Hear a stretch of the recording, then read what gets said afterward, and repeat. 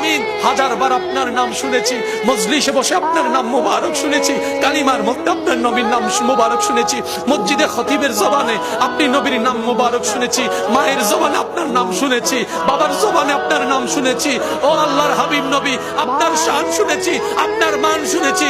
দেখার কোনো সৌভাগ্য এই অদমের হয় নাই, আমাদের হয় নাই, আমাদের হয় নাই, আমাদের হয় নাই। হাদিসে বলা হয়েছে, ইয়া রাসূলুল্লাহ, আপনি বলেছেন যে আমাকে দেখলো জাহান্নাম তার উপর হারাম হয়ে যাবে, জাহান্নাম তার উপর হারাম হয়ে যাবে। যে মান রাআনি ফিল মানাম, যে আমাকে দেখলো সে সত্যি আমাকে দেখলো।